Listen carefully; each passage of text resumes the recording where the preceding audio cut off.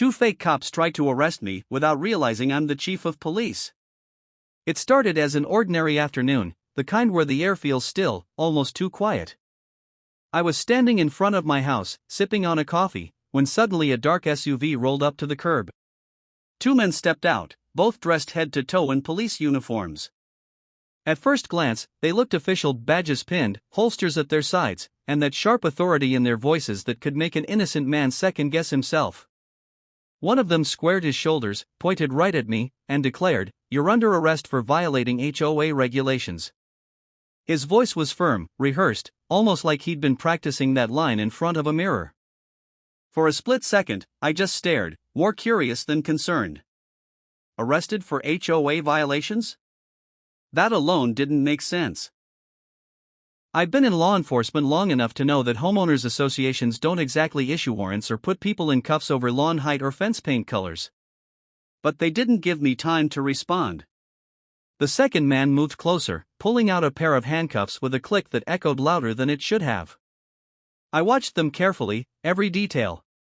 Their uniforms were neat, but too neat, like they'd come straight off a costume rack. Their boots didn't have the scuffs of men who'd walked beats or worked shifts. They looked brand new, polished to a shine that no real officer would waste time keeping. And that SUV behind them? No sirens, no department decals, just a blank black vehicle with tinted windows. To anyone else on the block, it might have looked convincing enough. To me, it was the first red flag in a whole parade of them. Still, I played along for a moment. I raised my eyebrows and asked, "Arrest? For what exactly?" The first one snapped back, "Don't make this harder than it needs to be. You've been warned by the HOA, and now it's time to face the consequences." His words were crisp, but his hands betrayed him. He kept fiddling with his belt, adjusting it like it didn't quite fit. He wasn't used to the weight of a holster. He wasn't used to the presence it demanded. I could almost laugh at the absurdity of it all, but instead I just let the silence stretch. The neighbors peered from behind curtains, watching as though I was truly being taken away for some crime against the neighborhood's perfect hedges. That's the thing about authority, it's a performance. If you wear the costume well enough, people believe it. Fear fills in the gaps. And that's what these men were counting on. But the mistake they made was assuming I was like everyone else. They assumed I'd panic, comply, and walk right into their little trap. They didn't realize the man they were trying to intimidate had spent decades reading criminals, spotting lies, and tearing down facades. The HOA might have sent them, but standing on my driveway, I knew I wasn't the one who should be afraid. The moment they tried to close the distance, something in their act began to unravel. My instincts, sharpened over years of real arrests, were screaming that none of this added up. A true officer doesn't just bark vague charges like violating HOA rules. Real cops know the statutes, they cite specifics, they carry warrants. These two had none of that. Their entire case was built on intimidation, not procedure. I let my eyes drift over the details, dissecting them piece by piece. Their badges caught the sunlight, but instead of gleaming with the weight of authenticity, they looked flat, mass-produced, like the cheap props you'd find in a novelty shop. The numbers stamped on them weren't even aligned correctly. And then there were their belts, loaded with equipment that seemed mismatched. One had a flashlight too large for the holster, dangling awkwardly at his side. The other had pepper spray canisters clipped in the wrong position, the kind of mistake no trained officer would ever make. But what really gave them away was the car. I took a longer look at the black SUV parked behind them. No department seal. No unit number. No dash-mounted computer. Just tinted windows hiding whatever, or whoever, might have been inside. A police vehicle is a moving office, it carries the marks of duty, the wear of late nights and urgent calls. That SUV looked sterile, empty of history, a stage prop rolled onto my street for one performance only.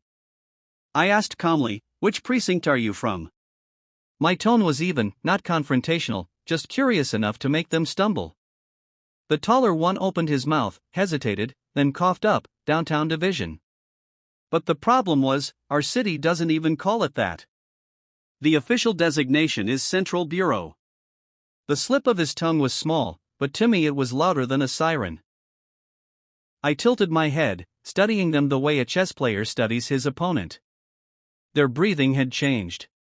The man holding the cuffs tightened his grip, but his hand trembled slightly.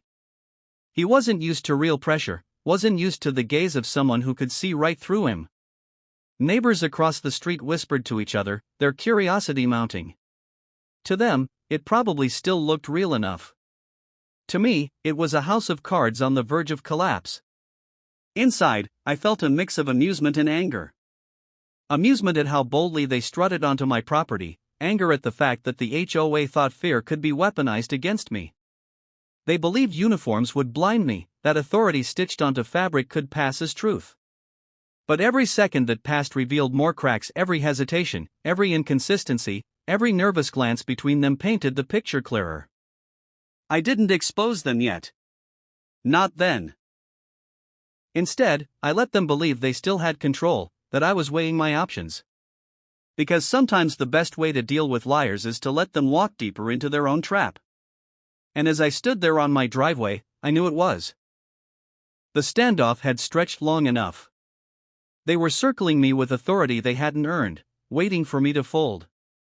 But every second I stayed calm only frayed their nerves further. Finally, one of them stepped closer, cuffs clinking in his hand as he growled, "Turn around. Hands behind your back." That was the moment I decided to end their little show. I let a slow smile form, not the smile of someone surrendering, but of someone who knows exactly how this play ends. My hand moved deliberately to my pocket, the one place I always keep the symbol of my authority. Both men stiffened. Maybe they thought I was reaching for ID, maybe a phone, maybe even a weapon. Their voices grew louder, sharper. "Don't move. Keep your hands where we can see them." The louder they got, the more obvious their fear became. I ignored their panic and drew out my badge, its polished surface catching the sunlight. Unlike their flimsy imitations, mine carried the weight of real service. Years of cases, real arrests, and authority backed by law. I held it up high enough for both of them to see and let the silence hang for a beat before I spoke. "Gentlemen," I said evenly, my voice cutting through the air like a blade, "you might want to take a closer look. Because the man you're trying to arrest is actually the chief of police." The reaction was instantaneous. Their faces drained of color.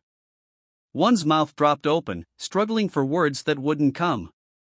The other instinctively took a step back, as if the badge itself carried enough force to push him away. For them, the illusion shattered in a single second. The costumes no longer mattered, the fake authority no longer mattered, because real power had just exposed their lie. I didn't move toward them. I didn't have to. The badge in my hand was enough. Years of training in street sense had taught me that authority isn't proven by shouting commands or flashing fake gear. It's in the presence, the confidence, the truth you carry. And in that driveway, the truth had finally spoken. The taller one stammered, "This is a misunderstanding." His partner elbowed him, whispering frantically, but neither could string together a story that made sense anymore.